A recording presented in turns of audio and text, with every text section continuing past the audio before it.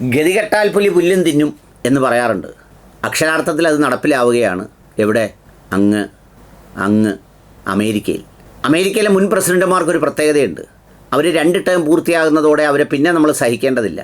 അവർക്കൊരു വിശ്രമ കേന്ദ്രം അനുവദിക്കും.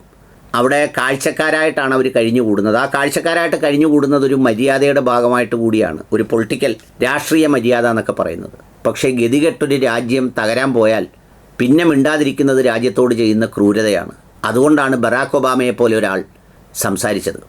ട്രംപ് മച്ചമ്പിക്കെതിരെ ബറാക്ക് ഒബാമ പൊതുയോഗത്തിൽ ആഞ്ഞടിച്ചു, സംസാരിച്ചു. പെൻസിൽവാനിയയിൽ കഴിഞ്ഞ ദിവസം നടന്ന യോഗത്തിൽ പറഞ്ഞത് അമേരിക്കയിലെ എല്ലാ മൂല്യങ്ങളും, അമേരിക്കയുടെ എല്ലാ യശസ്സും, എല്ലാ നിലപാടുകളും അതെല്ലാം നഷ്ടപ്പെടുന്ന, ഒഴുകിപ്പോകുന്ന, തകർക്കപ്പെടുന്ന കാഴ്ച കണ്ടുകൊണ്ടിരിക്കാൻ കഴിയില്ലെന്നാണ് പറഞ്ഞത്. അതിൻ്റെ കൂടെ കടുപ്പത്തിൽ ഒരു വാക്കുകൂടി പറഞ്ഞു, മംദാനി ജയിച്ചാൽ മംദാനിയുടെ ഉപദേശകനാവാം താനെന്ന്.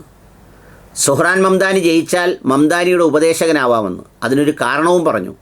അതായത് ഇന്ന് അമേരിക്കയെ ബാധിക്കുന്ന മുഴുവൻ ജീർണതകളും മംദാനിയുടെ പരാജയത്തിന് വേണ്ടി അവർ വാരിയിടുന്നുണ്ട്. ഇസ്ലാമോഫോബിയുണ്ട്, വെറുപ്പുണ്ട്, കുടിയേറ്റ വിരുദ്ധതയുണ്ട്, പിന്നെ അടക്കമുള്ള എല്ലാ ആക്ഷേപങ്ങളുമുണ്ട്. അതുകൊണ്ട് സുഹ്റാൻ മംദാനിയെപ്പോലെ ഒരാൾ വിജയിച്ചു വന്നാൽ അദ്ദേഹത്തിൻ്റെ ഉപദേശകനായി ഞാൻ ഇരിക്കാമെന്ന് പറഞ്ഞത് ലോകം അംഗീകരിച്ച അമേരിക്കയുടെ മുൻ പ്രസിഡന്റ് ബറാക്ക് ഒബാമയാണ്.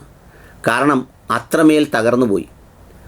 അവിടെ ഇംപീച്ച്മെൻറ്റ്, അതായത് ഈ പറയുന്ന ട്രംപിന് വിധേയമാകാത്ത ജഡ്ജസിനെതിരെ ഇംപീച്ച്മെൻറ്റ് പ്രമേയം അവതരിപ്പിച്ചിരിക്കുകയാണ്. അതിൽ വോട്ട് ചെയ്യുമ്പോൾ കൃത്യമായും ആ ഇംപീച്ച്മെൻറ്റിനെ തകർക്കണം എന്ന് പറഞ്ഞ് ഒരുപാട് പേര് രംഗത്തിറങ്ങിയിട്ടുണ്ട്. എന്നുവെച്ചാൽ യാതൊരു നിലപാടും നിശ്ചയവും ഒന്നുമില്ലാത്ത ഒരു ബഫൂണിനെ പോലെ ആയിരിക്കുന്നു പുള്ളി എന്നുള്ളതാണ്. എന്നിട്ടാണ് പുള്ളി പറയുന്നത് ലോകത്തിലെ മുഴുവൻ ക്രിസ്ത്യാനികളെയും പുള്ളി സംരക്ഷിക്കാം. പുള്ളിയെപ്പോലെ ഒരാളിൻ്റെ സംരക്ഷണം ക്രിസ്ത്യാനിക്ക് വേണ്ടി വന്നാലുള്ള അതിൻ്റെ ഒരു ജീർണതയൊന്ന് ആലോചിച്ച് നോക്കി. എന്തായിരിക്കും അതിൻ്റെ ജീർണത? അവരെ സംരക്ഷിക്കാൻ അവരുടെ വിശ്വാസത്തിൻ്റെ ഭാഗമായുള്ള ശക്തികളുണ്ട് എന്ന് വിശ്വസിക്കലും, അതിന് ഗ്രന്ഥങ്ങളുണ്ടെന്ന് വിശ്വസിക്കലും, അതിൽ കർമ്മങ്ങളുണ്ടെന്ന് കാണലുമാണ്.